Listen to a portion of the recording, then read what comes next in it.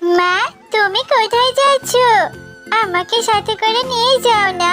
আমার ঘরের মধ্যে একা একা থাকতে একদম ভালো লাগছে না। আমিও তোমার সাথে যেতে চাই। আমি একটু বাজারে যাচ্ছি রে মা। আর বাইরে যে রোদ পড়েছে, এই গরমের মধ্যে তুই কি করতে যাবি বল? তোকে যেতে হবে না, বাড়িতেই থাক। আর আমার কাছে বাড়তি কোনো টাকাও নেই যে আমি তোকে গেলে কোনো চকলেট বা কোনো খাবার কিনে দিতে পারবো না রে মা। আমি কিছু খেতে চাইবো না মা। তুমি শুধু আমাকে তোমার সাথে নিয়ে যাও। আর আমি তোমার সাথে গেলে আমার একটু ঘোরাও হয়ে যাবে। তুমি তো আমায় কখনো কোথাও ঘুরতে নিয়ে যাও না মা। এরপর মিনা তার মায়ের সাথে বাজারে যায়।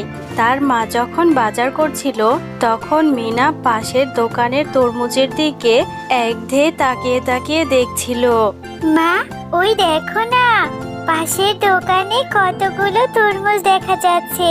ওই তরমুজগুলো নিশ্চয়ই খেতে অনেক মজা হবে, তাই না মা? তুমি কি আমায় একটা তরমুজ কিনে দেবে মা? মিনা, এই জন্যই তো আমি তোকে আনতে চাইনি। আমি জানি তুই এসে এরকম বায়না ধরবি। আমার কাছে যা টাকা আছে সেগুলো দিয়ে তো বাজারই করতে পারবো না।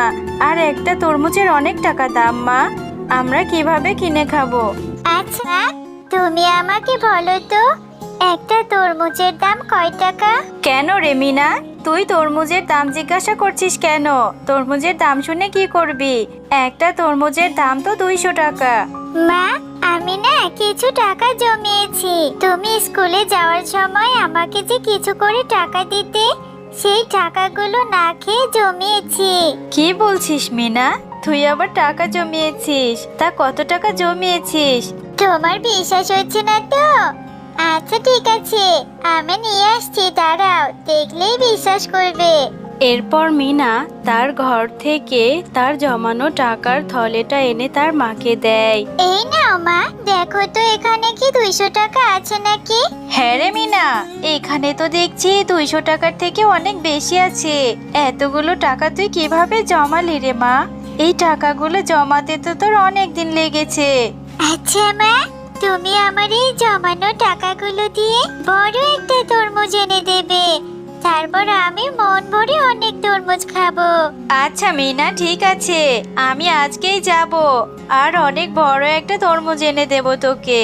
এরপর শেফা শিয়ালিনী তার মেয়ের জমানো টাকাগুলো নিয়ে তরমুজ কেনার জন্য চলে যায়। মামা, তোমার দোকানের সব থেকে বড় তরমুজটা কয় টাকা?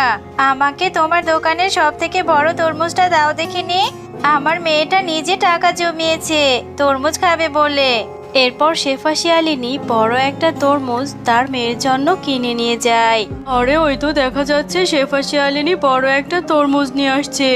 এত টাকা কোথায় পেলো? কি রে শেফা, এই তরমুজ কোত্থেকে আনলি? আরে বাঘিনী মামি যে, তরমুজটা বাজার থেকে কিনে নিয়ে এলাম, আমার মেয়ে খেতে চেয়েছে তাই। বাহ, কতদিন ধরে একটা তরমুজ খেতে ইচ্ছে করছে। এবার শেফাকে মিথ্যে কথা বলে ওর তরমুজটা আমি নিজেই খাবো। আরে শেফা দাঁড়া, যাচ্ছিস কোথায়? ঠিক তো দিব্যি খেয়ে দে ভালোই আছিস। তোর বৃদ্ধ মাটার কি খোঁজ খবর রাখিস? তোর মা যে খুবই অসুস্থ, তোকে যেতে বলেছে। তোকে নাকি খুব দেখতে ইচ্ছে করেছে। এটা তুমি কি বলছো বাঘিনী মামি? আমার মা অসুস্থ?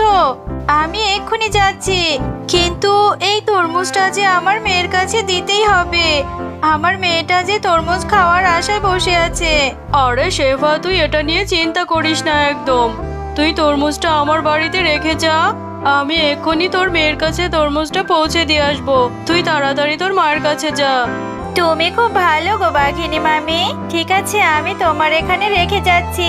তুমি আমার মেয়েটাকে তরমুজটা দিয়ে এসো, আর আমি আমার মাকে দেখে আসি। এরপর শেফা শিয়ালিনী তরমুজটি বাঘিনীর বাড়িতে রেখে তার বৃদ্ধ মাকে দেখতে যায়। তুমি কেমন আছো? তোমার শরীরটা ঠিক আছে তো? শুনলাম তুমি নাকি অসুস্থ।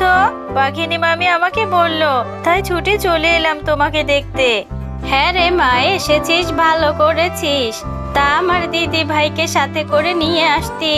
আর আমি তো অসুস্থ হইনি, আমার শরীরটা তো ঠিকই আছে। তুমি ঠিক আছো?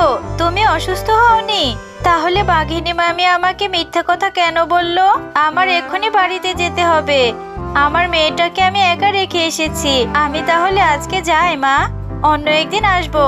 কেবলই না এলি, এক্ষুনি চলে যাবি? একটু জল খাবার তো খেয়ে যা। সাবধানে যাস মা, আবার আসার সময় মিনা দিদি ভাইকে নিয়ে আসবি কিন্তু। মা, তুমি আসতে এত দেরি করলে কেন? আর তুমি না আমার থেকে টাকা নিয়ে গেলে, বললে যে আমার জন্য তরমুজ আনবে। আমার তরমুজ আনোনি?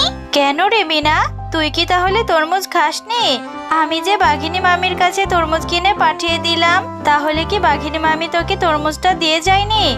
কই না তো, আমাকে তো কেউই তরমুজ দিয়ে যায়নি। আমি তো সেই কখন থেকে উঠোনে তোমার জন্য বসে আছি। তুমি তরমুজ আনবে আর আমি খাবো। তাহলে বাঘিনী মামি হয়তো আমাকে মিথ্যে কথা বলে ঠকিয়ে তরমুজটা নিজেরাই খেয়ে নিয়েছে। থাক মা, তুই মন খারাপ করিস না, আমি টাকা জমিয়ে তোকে তরমুজ কিনে দেব।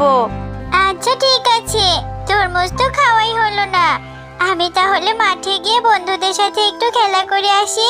ঠিক আছে যা, কিন্তু সন্ধে হওয়ার আগে তাড়াতাড়ি বাড়িতে ফিরে আসবি কিন্তু। জানিস মিনা, আজকে না আমি অনেক বড় একটা তরমুজ খেয়েছি। আমার মা আমার জন্য তরমুজ এনেছিল, কি যে মজা লেগেছে। ও, তরমুজ খেয়েছিস? আমারও না তরমুজ খেতে খুব ইচ্ছে করে। এখন তো অনেক দেরি হয়ে যাচ্ছে, চল বাড়িতে চলে যাই। এরপর খেলা শেষ করে মিনা বিনার সাথে বাড়ির দিকে যেতে থাকে। যেতে যেতে সে বিনাদের বাড়ির সামনে কিছু তরমুজের খোসা এবং বীজ দেখতে পায়। বিনা, তোরা তরমুজ খেয়েছিস আর তরমুজের বীজ আর খোসাগুলো ফেলে রেখেছিস? আমি তাহলে এই বীজগুলো নিয়ে যাই, তারপর বাড়ির উঠোনে লাগিয়ে দেব। অনেক তরমুজ হবে। ঠিক আছে মিনা, তুই এগুলো নিয়ে যা। আর মা এগুলো তো ফেলে দিয়েছিল। এরপর মিনা ফেলে রাখা সেই তরমুজের বীজগুলো উঠিয়ে বাড়িতে নিয়ে যায় আর বাড়িতে গিয়ে তার উঠোনে রোপণ করতে থাকে। আরে মিনা, তুই এগুলো কি রোপণ করলি? আর এগুলো তুই কোথায় পেলি? মা, আমি যখন বিনাদের বাড়ির সামনে দিয়ে বাসায় ফিরছিলাম, তখন আমি ওদের বাড়ির সামনে কিছু তরমুজের খোসা ও বীজ পেয়েছি। আর সেই বীজগুলো বাড়িতে নিয়ে এসে রোপণ করেছি। এর থেকে গাছ হবে, তরমুজ হবে, আর আমি মন ভরে তরমুজ খাবো। ও, আমার টাকার কেনা তরমুজ খেয়ে বীজগুলো আর খোসাগুলো ওখানে ফেলে রেখেছে আর সেগুলোতে কুড়িয়ে নিয়ে এসেছিস? পাগলি কোথাকার। কিছুদিন পর সেই বীজগুলো থেকে একটা চারা গাছ হয় আর সেই চারা গাছের মিনা অনেক যত্ন নিতে থাকে। এভাবে কয়েক মাস পর সেই চারা গাছটি অনেক বড় হয়ে যায়। সেই গাছে অনেকগুলো তরমুজ ধরে। মা, দেখো আমাদের গাছে কত তরমুজ ধরেছে। এখন থেকে রোজ রোজ আমি অনেক তরমুজ খেতে পারবো। হ্যাঁ রে মিনা, তাই তো দেখতে পাচ্ছি। এত বড় তরমুজের গাছ আমি কোনোদিনই দেখিনি। আল্লাহ আমাদের উপরে সহায় হয়েছে রে মা। হ্যাঁ শেফা শিয়ালিনী, তুমি ঠিকই বলেছো। তোমার ছোট্ট মেয়ে মিনা এই গাছটির অনেক যত্ন করেছে, তাই আল্লাহ তোমাদের উপর রহম করেছে। এই গাছের তরমুজ কোনোদিনই শেষ হবে না, আর তোমরা এই গাছের তরমুজগুলো যত খুশি বিক্রি করতে পারবে। এ বাবা, এই তরমুজ দেখে আবার কথাও বলে। তুমি এগুলো কি বলছো, জাদুর তরমুজ? আচ্ছা ঠিক আছে, এখন থেকে এই তরমুজগুলো আমি বাজারে বিক্রি করব। এরপর থেকে শেফা শিয়ালিনী তরমুজগুলো বাজারে বিক্রি করতে থাকে আর একদিন বাঘিনী এসে সেটা দেখে ফেলে। আরে শেফা, তুই এতগুলো তরমুজ কোথায় পেলি? আবার তরমুজের ব্যবসা শুরু করেছিস? এরপর শেফা শিয়ালিনী সরল মনে বাঘিনীকে সব কথা খুলে বলে। ও, এই ব্যাপার, মিথ্যে কথা বলার জায়গা পাস না তাই না? এই তরমুজগুলো নিশ্চয়ই চুরি করে এনেছিস। আমিও দেখবো তোর গাছের তরমুজ কেমন। বুঝলি বিনা, মিনাদের বাড়িতে নাকি এক জাদুর তরমুজ গাছ আছে। সেই গাছের তরমুজ নাকি কখনোই শেষ হয় না। আজকে রাতে গিয়ে সব তরমুজগুলো আমি চুরি করে নিয়ে আসবো। মা, তুমি মিনাদের বাড়িতে চুরি করতে যাবে? চুরি করলে যে আল্লাহ শাস্তি দেবে। চুরি করা ভালো কাজ না মা। আরে তুই চুপ কর তো, তুই এগুলোর কে বুঝবি? ছোট বাচ্চা মানুষ, এত বেশি কথা কেন বলিস? ওদের গাছের সব তরমুজ চুরি করে নিয়ে আসবো, দেখবো কি করে তরমুজ বিক্রি করে। এরপর রাত্রেবেলা মিনাদের গাছের তরমুজ চুরি করতে চলে যায় বাঘিনী। বাঘিনী, তুমি অনেক খারাপ। সেদিন শেফার তরমুজ চুরি করে খেয়েছো, আজ আবার লুকিয়ে লুকিয়ে রাতে তরমুজ চুরি করতে এসেছো। এই নাও, তোমাকে আমি শাস্তি দিচ্ছি, এখন শাস্তি উপভোগ করতে থাকো। আমার গাটা জ্বলে যাচ্ছে, শেফা আমায় ক্ষমা করে দে। আমি আর কোনোদিন চুরি করে তরমুজ খাবো না। জাদুর তরমুজ, আমাকে ছেড়ে দাও তুমি। জাদুর তরমুজ, তুমি বাঘিনী মামিকে ছেড়ে দাও। আমি বাঘিনী মামিকে ক্ষমা করে দিয়েছি। তাছাড়া বাঘিনী মামি তো নিজের ভুলটা স্বীকার করেছে। তুমি বাঘিনী মামিকে ছেড়ে দাও প্লিজ। ঠিক আছে, আমি শুধু শেফা শিয়ালিনীর কথা মতো তোমাকে ছেড়ে দিচ্ছি। এই নাও, আর কোনোদিন এরকম চুরি করবে না, তাহলে তোমার জন্য আরো কঠোর শাস্তি হবে।